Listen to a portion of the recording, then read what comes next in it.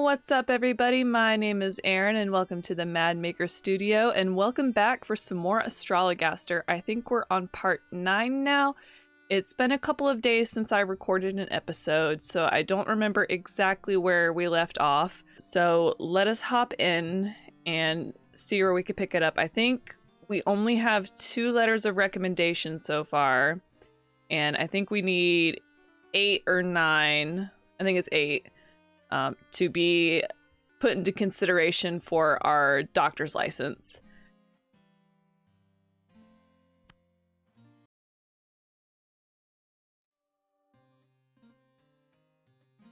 Okay, oh, that's right. We ended on Mr. Mugg, who killed himself.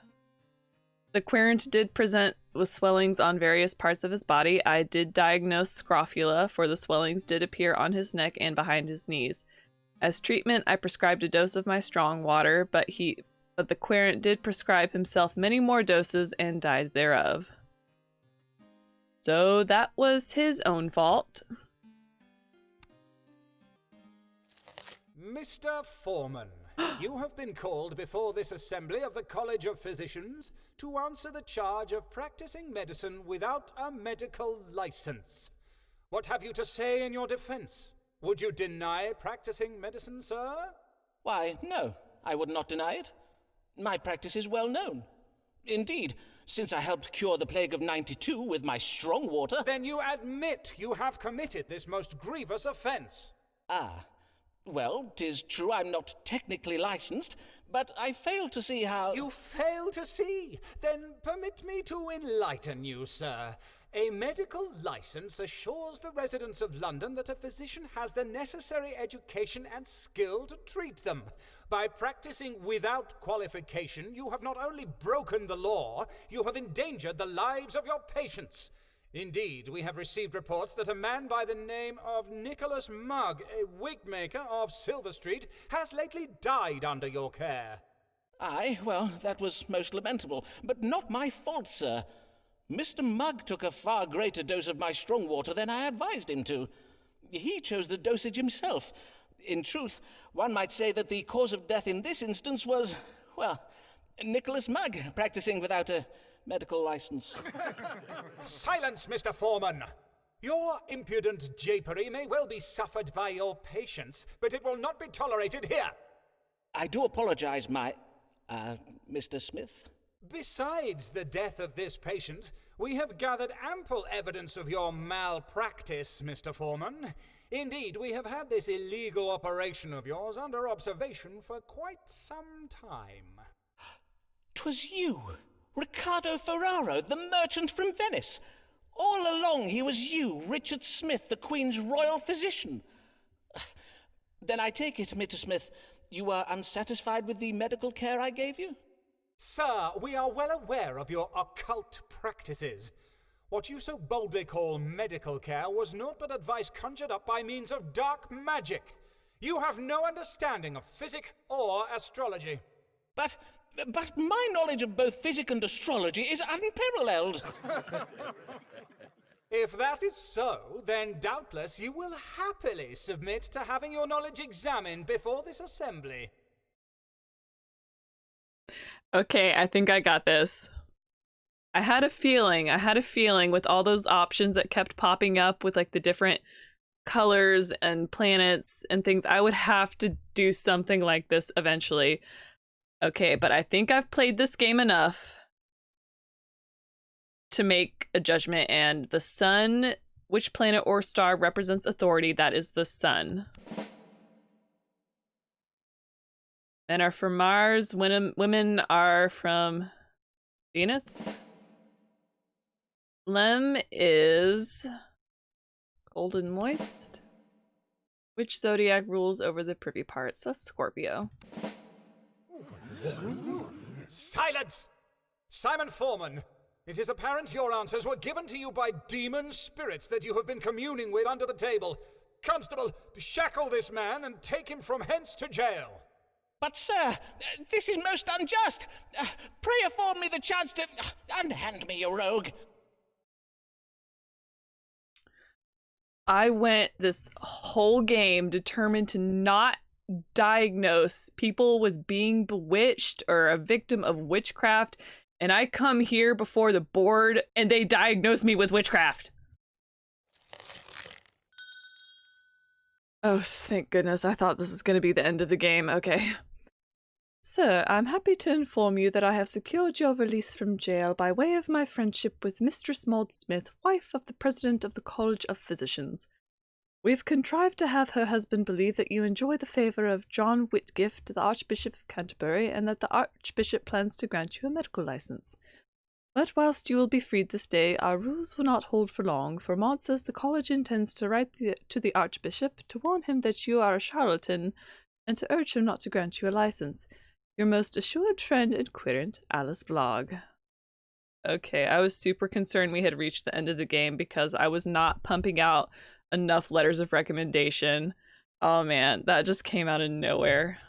I'm shaking. Alice Blogg, she feels no shame, and forsooth is she to blame. If we were her, we'd do the same.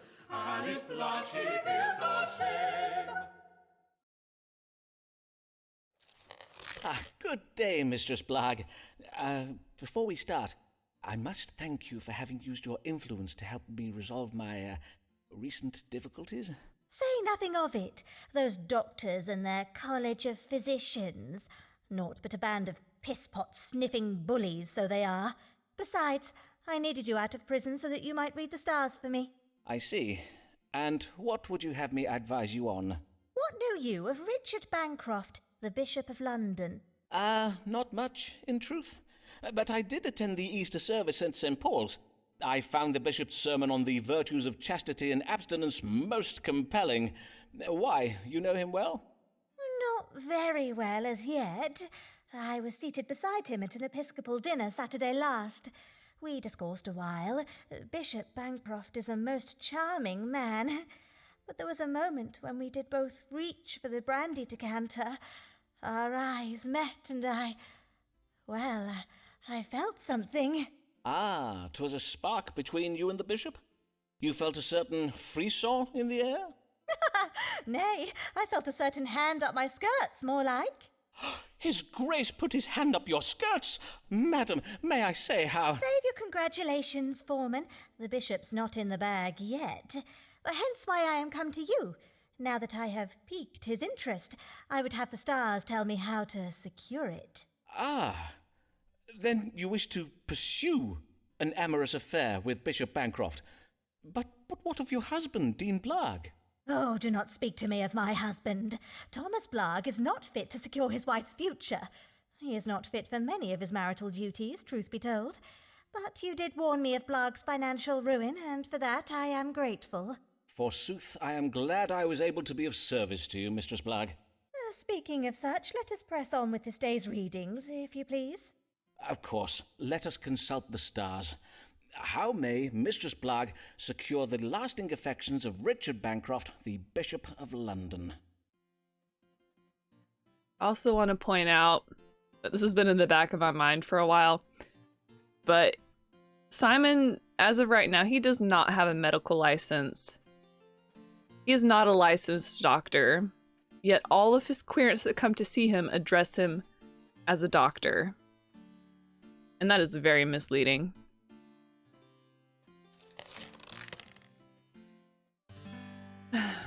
How may I win the love of the Bishop of London? Alice should commit adultery with the bishop while he is away from home. Mars falling in Cancer, this suggests betrayal. Alice should lie to the bishop by telling him she is with child, his child. Mercury falling in Pisces, this recommends lying. It doesn't sound like a good option. If Alice changes her approach and exercises constraint, good angels will aid her in her plans. Saturn in retrograde, this advises constraint and a change of direction. Alice's chances of romantic success will be enhanced if she adopts a quiet, demure manner. Oh, but that is so not her. The moon exalted in Taurus, this suggests being well-mannered. Venus domicile in Taurus, this represents quietness. The responsible thing to do would be to tell Alice some hard truths and afford her some perspective. Her reaction to this, however, might be unpredictable. The sun exalted in Aries, this advertises being truthful. Uranus, this represents unpredictable events. And Pluto, this represents perspective and transformation. Okay, it says tell her some hard truths, but what hard truths are you talking about? Alice is being careless with her husband's legacy. Jupiter put in detriment by Gemini. This represents carelessness. Engaging in sin would go against Alice's Christian instincts. Neptune in retrograde. This suggests Alice is going against her instincts. I don't think she's going against her instincts. None of these answers are like giving me a clear, definitive, like, yes, that's the one you should do. Because this one... Like, I mean, I guess the question is she planning to divorce or leave her husband? I'm not for this one. You don't want to lie.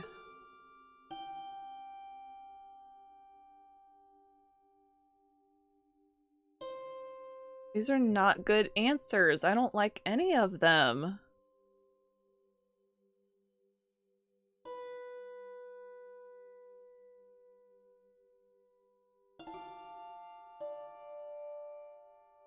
I think at this point she doesn't care about her husband's legacy.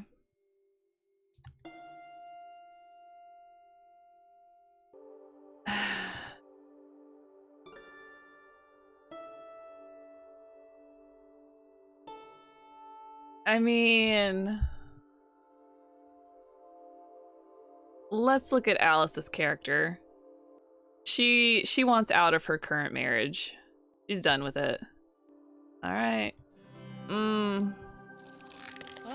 The stars suggest a most ingenious plan for ensnaring the bishop, Mistress Bligh. Oh, verily? Aye, 'tis most cunning. First, you must offer him your tender favours, and then, several weeks following this encounter, you must go to him and tell him you are with child. If the bishop be a man of sentiment, the news will doubtless make him feel bound to you. I own that such a ruse could work. 'Tis hardly ingenious, though, is it? Half the mothers in London give their daughters such advice. Do they indeed? Well, there is more. The stars suggest you will find occasion for such an encounter while the bishop is away from home on business. Mayhap you arrange a discreet assignation for his next visit to the Archbishop's palace in Lambeth. On my honour, that is not a bad idea. In sooth, I think it may do very well. For as 'tis oft said, that which does occur at Lambeth Palace does bide at Lambeth Palace. Indeed. How very intriguing. Pray tell me of these goings-on at Lambeth Palace. Well, that seemed to go well. The querent did wish to know how she might secure the lasting affections of Richard Bancroft, the Bishop of London. I did advise the querent to lie with the bishop and then tell him she is with child, his child. Methinks the querent was a little pleased with me for the reading I gave this day. Simon, no, you're a piece of trash. Stop it. Oof. Methinks I put my farthingale back on the wrong way around. Mayhap I will dash into an alleyway to adjust it. Lancelot more, lovely his passion, lacking in mind, fulsome in fashion, the unwise truths told him chance, he yet persists in chasing the scat. Oh man, the writing is so clever and good. Shout out to the writers. This is awesome. This whole game has been a crazy experience and I love it. Even if Simon is a piece of trash. Good day, sir, and well met. Oh, pray tell, did you secure the hand of the golden-haired maiden? Yeah, verily I did. My religious conversion to Puritanism did work wondrous well to win her favour. Ah, then my advice was sound. Aye, after I told her that I thought the Queen dresses like a strumpet, the Pope is the demon son of Satan, and that Will Shakespeare and his players should be driven into the Thames to drown, she became convinced of the purity of my soul. I was made the happiest of men. Then I must congratulate you on your forthcoming nuptials. Will you be having a summer wedding, or...? Congratulate me? Do not congratulate me, Foreman, for I am the unhappiest of men. It was but a day after our engagement was announced that my love became afflicted with the smallpox. Naturally, I was all a terror. Would she perish? So wretched was I with fear, I almost died of fright. Aye, naturally. Smallpox is a most terrible disease. I intend to write a small treatise on the subject. But then, alas! Fate struck the cruelest of blows upon my soul. Oh, verily. Poor girl. May she rest in peace. Or re-squeeze in pace, as we Latin scholars say. What? Nay, death would have been a mercy. For once cured, the maid arose from her sickbed bearing hideous scars. Her once fair cheeks, thus so cratered, to make the very moon wane with envy. I see. And now you wish to extract yourself from your engagement, I presume. Naturally. But her brother and father are fearsome men with a taste for rough sport, and her mother's tongue is as sharp as a barber's blade. I worry that my breach of promise may be taken ill. Then let me see if I may fathom the family's reaction from the stars. What will become of breaking your engagement to this once fair, now pox-scarred maid? Why are all of the men in this game absolute trash? I miss Amelia.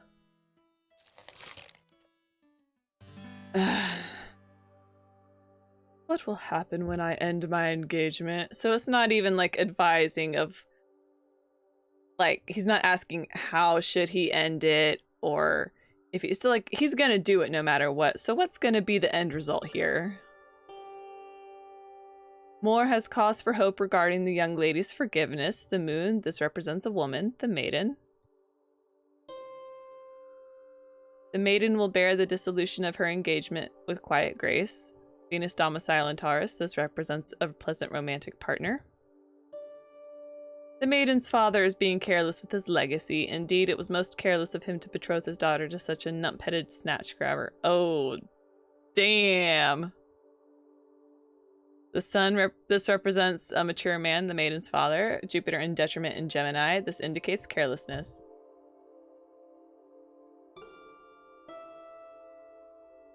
It would be intelligent to seek resolution in a foreign country. Mercury, this represents intelligence. This is interesting because one of the options that he had during his first visit with how to get out of his first wedding, or engagement rather, one of the options we could have told him was to, you should take up arms and go to war and travel abroad and leave the country. And this is like bringing that back full circle, kind of. God's punishment is on the way, with Neptune and Mars bringing confusion and war. Mars, this represents war. Neptune, this suggests confusion.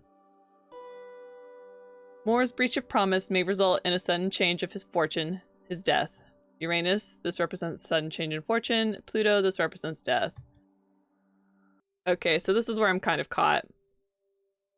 If I tell him option A, where we're like, oh no, it'll be fine, don't worry about it, just go ahead and, end the engagement, it'll be fine. He's gonna do that, but then he's probably not gonna come back. And option B is just telling him, it's a bad idea. Your best bet is to, like, leave the country and never come back. Either way, it sounds like a win-win for me. I never have to see this scumbag again, so sure. Let's go with this one. The stars suggest you have much to fear from this family. Aye, you must flee England at once. For according to my precise calculations, based on the current alignment of the planets, let me see now. Yes, you will be branded a cock-born, snatch-grabbing knave of the lowest order, who deserves to be disemboweled with a pudding spoon. That is, if I'm not mistaken. And not even God is on your side, for it is his plan that you may be dragged into a foggy-headed confusion so as to render you defenseless against the family's dark intentions. Oh, good sir, you must heed my warning and never show your face in London lest you be set upon most violently. God's blood! I must flee England's shores and never show my face, you say? But whither shall I go? Hold, I have it. Be it not carnival season in Venice, when citizens do hide their faces behind masks? Oh, and with such style. I thank you, Foreman, for you have been most helpful. I must fly at once to my tailor to be measured for the latest Venetian fashions. Huh, that might have worked out well for us. The querent did wish to know what will happen when he breaks his engagement. I did advise the querent to leave England for a time to be safe from the wrath of the maiden's family. Methinks the querent was pleased with me for the reading I gave this day. Oh, we're so close. Oh well. I shall simply tell father I wish to finish my education with a tour of Roman antiquities.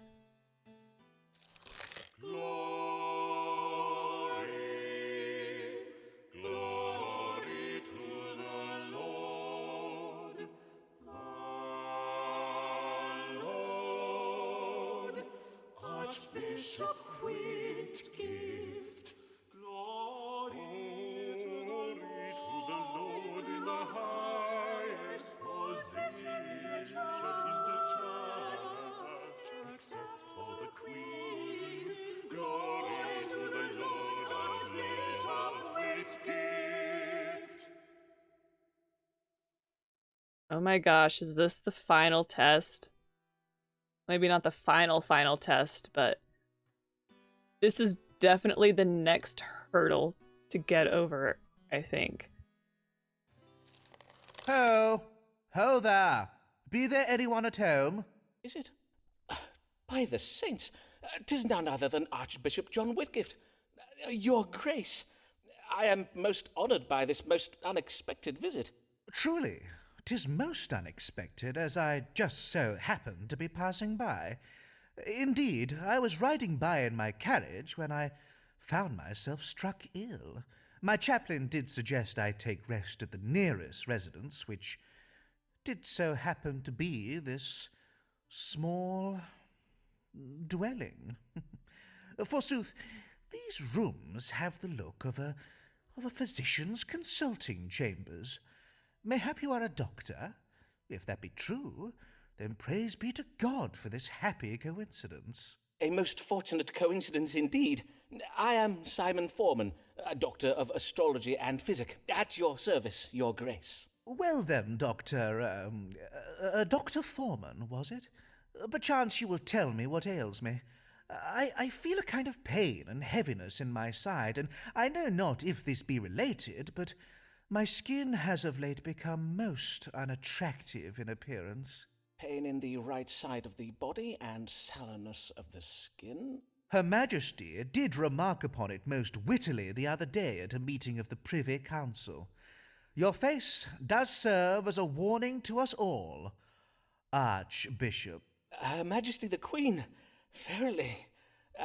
A moment, if I may, Your Grace, while I consult the stars. What does cause the suffering of His Grace, the Most Reverend John Whitgift, the Archbishop of Canterbury?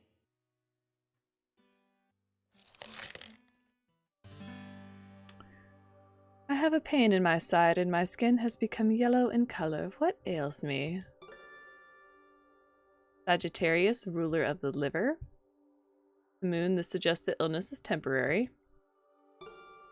The Archbishop is suffering from a cardiac passion characterized by grievous pain in the heart and gnawing sensations throughout the body. Neptune, this suggests that illness is curable, and Leo, ruler of the heart. Well, it's nothing to do with the heart, so we're going to go with our boy Sagittarius. You are afflicted with jaundice, Your Grace. Yellow bile has seeped into your skin, causing it to become yellow-hued in appearance. 'Tis the jaundice, is it? I see. Pray, have a servant boil this pouch of herbs in water. The liquor is to be injected up the fundament once each day. It should draw the collar away from your skin and into your bowels. William! Excellent. I will have my chaplain see to it. My. Who do we have here? Before you take your leave, Your Grace, I would have my manservant William let blood from your right arm. Indeed. Very well, then. Before you depart, Your Grace, perchance I might trouble you with a request of my own. Good day, sir. My chaplain will settle payment with you anon. Dang, William is even making the men thirsty now. Are we ever going to get to see him?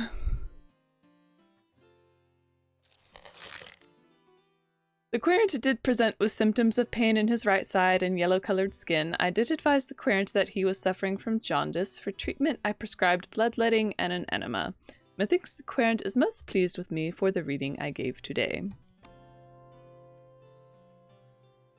William Buck, I think he said his manservant's name was. I wonder how much Foreman pays him. Don't you steal my manservant! What does it matter if errors he makes? Let others mend all the things their six breaks. Our Lord has much to gain from the risks he takes. Commoners may pay, but nobles only learn from their mistakes. Wow, that's a lot to dissect. Oh, Robert Devereaux. I was kind of hoping I wouldn't have to see you again. I'm nervous. Good day, my lord, and well met. Indeed, methinks I have not seen your lordship since last year, afore you set off with Sir Walter Raleigh to capture those Spanish treasure ships. Ah, yes. Doubtless you heard what became of that expedition. The town criers called it Raleigh and Essex's gold piracy fail, declaring it the biggest balls-up since the English Armada. Aye, 'twas most ill-mannered of them, if I may remark. 'Tis all Raleigh's fault, of course. For when I revealed that I had gotten our navigational directions from you, he had our men turn the fleet around and sail in the opposite direction. 'Twas his navigation that got us lost. Our ships ended up becalmed in the middle of the Atlantic Ocean, leaving England undefended. Who is the beef-headed chudlord now, eh, Raleigh? Well, indeed. Of course, Raleigh refuses to apologise, and we are no longer on speaking terms. Alas, 'tis most lamentable you were unable to use the directions I gave you. Well now, how may I assist you this day? I would have you tell me how I might regain the favour of the Queen. Indeed, 'tis strange she has not yet gotten over her displeasure, for the incident did occur many months ago. And we had every intention of returning her warships, filled to the brim with gold, I might add. Besides, how in the devil's name were we supposed to know the King of Spain would choose that very same month to invade England? I have not the power to predict the future. Well, nay, but I have, my lord, if you had asked me to. Verily, 'tis not to be borne. Only last week, at a meeting of the Privy Council, during a minor disagreement regarding the Catholic rebellion in Ireland, she called me an impudent lord-splainer, whereupon she rose from her chair and molly-whopped me in the face. I half drew my sword upon her. Yes, Queen. You mean the Queen? Aye, indeed. Her behaviour was most shocking.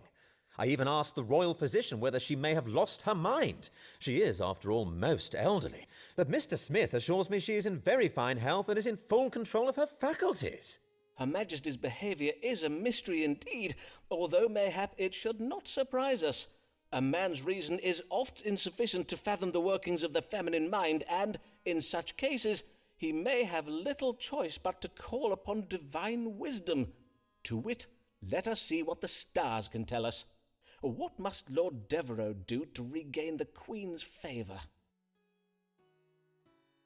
Oh my gosh, I can't believe that worked out for us, giving him those coordinates and how it turned around like this. We are having so much luck this episode. Oh my gosh, such a turnaround from past episodes. Thank goodness. I want the story to progress in a positive way.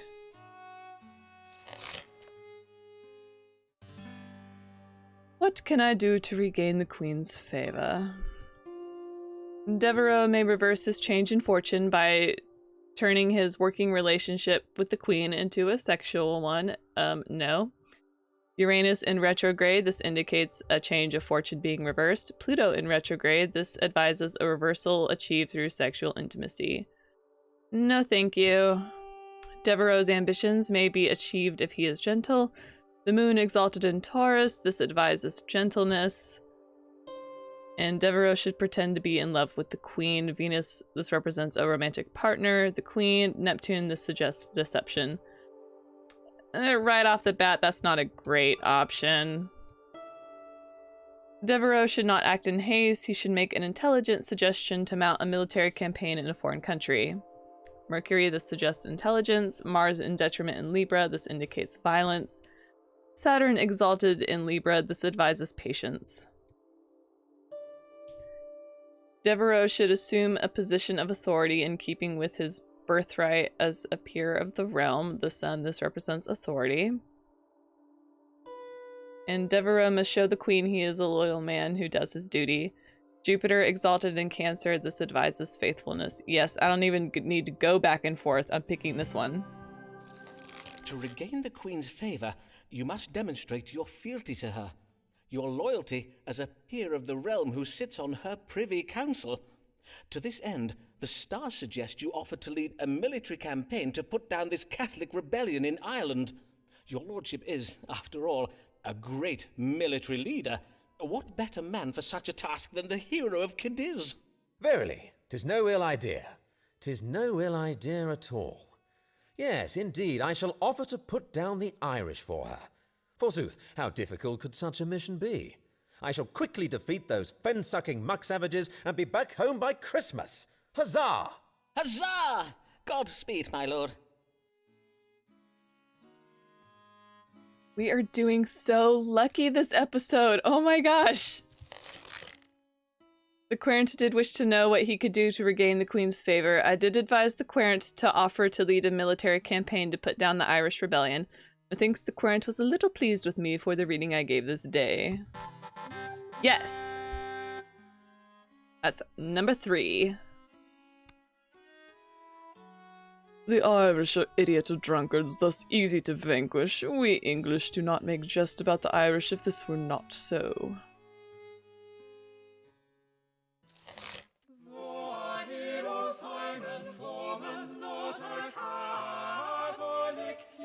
Disapproves of Mary for her views, they make him sick. But pray he does not tell her, lest she punch him in the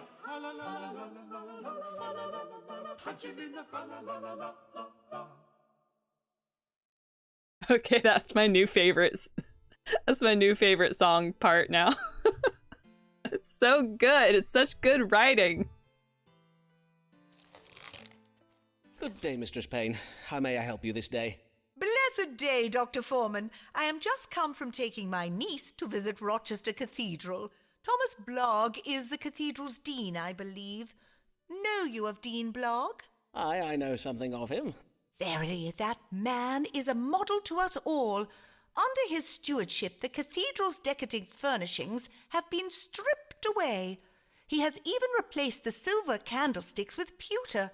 Such pious modesty in the sight of God. Has he indeed? How very interesting. And, godly, yes. But what is it that brings you this day? Before I begin upon my business, Dr. Foreman, I must insist you acknowledge your failings. You were most wrong to frighten me with these notions of England being invaded by the Spanish. Ah, yes, that. Though, to be fair, I do not think anybody could have predicted the storm that sunk the Spanish ships.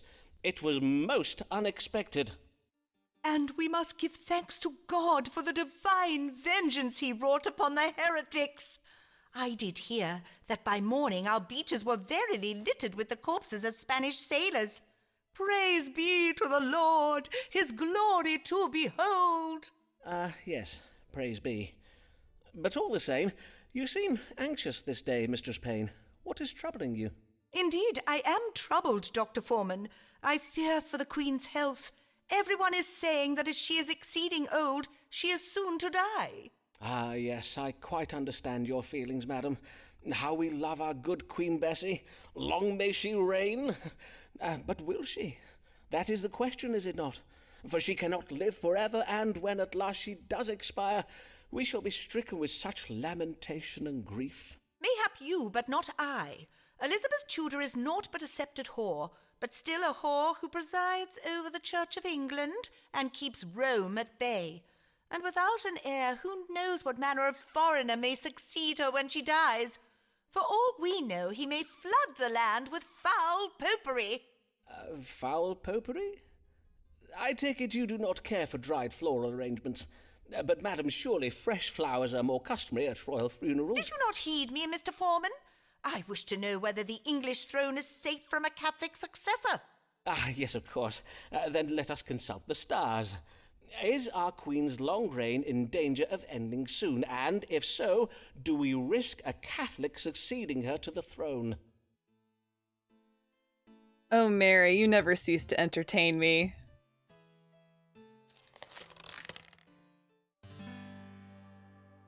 Is a Catholic soon to succeed to the English throne? No. The Queen is in love. The moon, this represents a woman, Queen Elizabeth. An unexpected pregnancy will bring new life to the Tudor royal line. Uranus in retrograde, a reversal brought on by an unexpected event. Pluto in retrograde, this represents death in reverse, life. The Queen's legacy is safe. Even if she dies, her successor will remain the head of the Church of England and loyal to the Anglican faith. Jupiter exalted in Cancer, this suggests faithfulness. Seems pretty good. Cooperation offered by a foreign country is not what it seems. This doubtless represents England's ally, King James of Scotland. Venus, this represents cooperation. Neptune, this indicates deception. Bonds between nations will be creatively disrupted, with violence and austerity will be imposed as a result. Mercury, this shows creativity. Mars in detriment in Libra, this suggests violence. Saturn exalted in Libra, this represents austerity.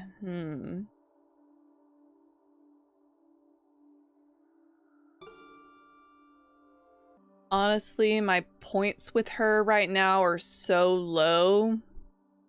Like, I'm not close to a letter of recommendation from this woman.